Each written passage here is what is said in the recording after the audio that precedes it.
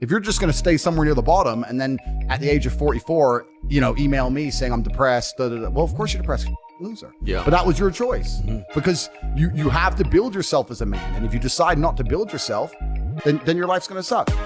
With great power comes great responsibility.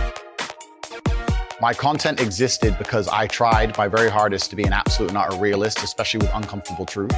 I was pointing out that very uncomfortable. Is that a truth? It's an uncomfortable truth in many parts of the world. It's not a truth that I'm happy about. I don't want to be seen as a negative influence in the world. I know that there's a whole bunch of men. I get thousands of emails a week from men whose lives I've saved. I get thousands of emails a week from men who are on the verge of suicide and I've saved their lives. I believe in protecting and providing. I've been misunderstood. I don't want anybody to be offended by anything I say. I want to be a positive force in the world. I don't want anybody to hear what I say and make them feel bad about themselves. I want all people to live righteous and good, whether they're male or female. I think righteous is living true to your heart and knowing that you're doing good by people, not snaking anybody, not lying to anybody. I know I live a very righteous life. The government is not capable of helping the poor.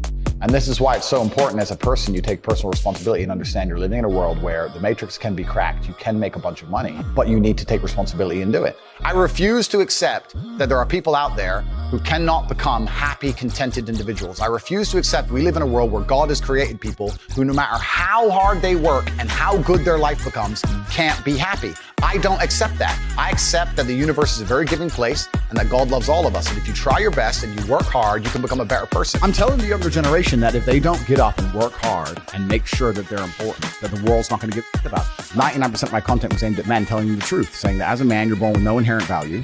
You have to become important. You have to go through some pain or go through some suffering to make people care about you. Otherwise, you're not going to matter. As a dude, if you walk into the party and you put no effort into your life, nobody about you. And every man out here knows. And one of the great things about the masculine journey and masculinity is that we've all lived a semi-similar story. It's kind of cool. Like, we've all been the teenager, gets heartbroken. We've all been unimportant. We've all worked hard and then started to get some clout. And then we've all kind of lived the same kind of journey. So I say to everybody out there, yeah, if you don't follow that path and follow that journey and one way or another get to the top, whether it's fighting, whether it's comedy, whether it's musician, whatever it is, if you're just going to stay somewhere near the bottom and then at the age of 44, email me saying I'm depressed, well, of course you're depressed, loser. Yeah. But that was your choice because you have to build yourself as a man. And if you decide not to build yourself, then your life's going to suck. My main message is to resist the slave mind, to understand that every single thing you're being told has an agenda behind it or you wouldn't be told it otherwise. To examine every strongly held belief you have and try and identify where it comes from and why you have it. I sit and argue with people, I discuss things with people, and they so fervently believe a point. And I say, why do you believe that so much? Like, do you have personal experience? No, but I saw the news. The news told you X, and now you are desperate. You will sit here for hours arguing that point. A lot of people are completely empty vessels, ready to be programmed. And I try and tell people, listen, to just stop for a second and understand that the things they're telling you to believe are not necessarily for your benefit. The people who make the rules don't make the rules for the benefit of everybody. They make the rules for the benefit of the people who make the rules of the game.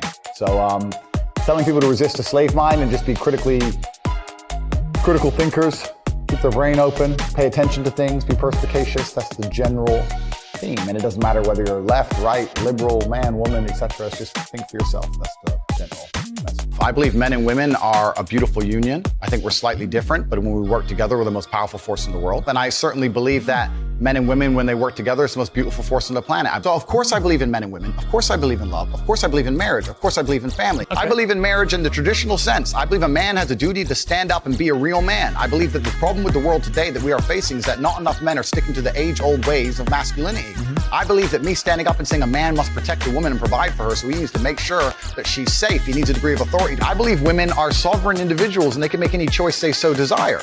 I think that it's important that we remember that a man has a duty. I think I certainly in my relationship have a financial responsibility to provide for my woman. My woman would never have to work unless she wanted to because I'm the kind of person who works hard enough. And I'll make another point that needs to be said. The number of women who have stood up and stuck up for me is ignored.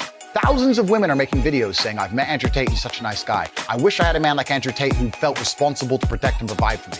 You know what? I do belong to my husband, that's why I married him and I love him. We ignore the thousands of women who stood up and stood by me and said everything I said is true. This is that there's a large contingent of men who still want to make money, go to the gym, be strong, drive a fast car, be traditionally masculine, and don't want to be shamed for that. I believe that feeling depressed is real. I don't believe depression as a clinical disease is real. I think PTSD is very real. Unfortunately, I have some friends who suffer from that. I know that feeling depressed is real. I believe that the number one power you have against these things are trying to take control of your own mind and affecting your own life. I believe that it's not healthy to hand over all your power and believe that depression is an outside disease that you can't affect. I know that when I've had difficult periods in my life, and also many of my friends, like I've said, suffered from PTSD and been through terrible things. I've lived a very difficult life, and I know people who have, that the things that made them feel better is when they woke up and said, you know what, I'm not gonna allow this to damage me anymore. I'm gonna take responsibility. I'm gonna get up and I'm gonna fight this as hard as I can. If someone comes to me and says I'm clinically depressed or I feel very, very sad, I would say the first thing you need to do is stop accepting the identity of a clinically depressed person. Stop accepting you have no control over this. And what you need to do is stop identifying that way, and let's work together to try and fight against it. A lot of people who are clinically depressed are suffering with something in their life, and if you fix the problem in their life, perhaps they won't feel depressed anymore. The thousands of people who have emailed me saying, my doctor told me I was clinically depressed and it's a disease that I have got in my brain and I can't be fixed. And I started listening to you and I realized that that's not the case and I can fix my own life, and you're the only person who has ever helped me. I believe feeling depressed is real. I do not believe it's a disease that you catch from the sky and you cannot affect. I believe that no matter what happens, I believe you have control of your own mind and you can fight against it. I believe if you change your circumstances in your life, you may feel different. I'll give you a quick example. I had a guy who emailed me saying he was clinically depressed and he was gonna kill himself. I obviously am not a psychiatrist, I'm not a doctor. I told him, because I replied to my emails. I said, have you been to a psychiatrist? He said, yes, I'm clinically depressed. I've been on these pills, this amount of time, I'm on antidepressants, it doesn't work. I said, I don't know what to say to you besides this.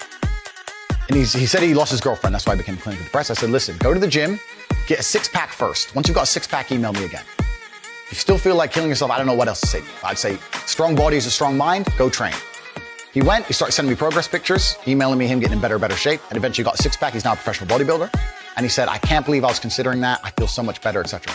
The doctor who was telling him he was clinically depressed and couldn't cure it, he started taking control of his own life, and now he felt better. That if somebody has depression of any kind, whether it's clinical, whether it exists or not, whether they feel depressed or not, whatever, that taking control of their life, taking personal responsibility and working hard is always gonna be the positive, best thing they can possibly do for their life going forward. How positive is it? Of course, money can't buy happiness, I agree. But money is the third most important thing in the world. First is your health, because you have nothing if you're gonna die. Second is your relationships, because you need love and family, that matters the most. But money can buy everything else. So money's the third most important thing. The average people come to me and say, what do I do? I'm just the average guy. And my only answer is stop being the average guy. It's my only answer. You can't just be the average guy anymore. The idea from the 1950s that you can just be the normal, average, law-abiding, hard-working citizen and you'll have a good life is gone. Any man out here who goes, I'm just gonna work hard, do my bit, and obey the laws, and I'll have a good life. No, you won't. No, you will not. Just doing your job is never gonna make you rich, because you're just gonna be taxed into infinity and you're gonna stay broke. So just obeying laws and doing your job now has set you up to be a peon and a slave for eternity.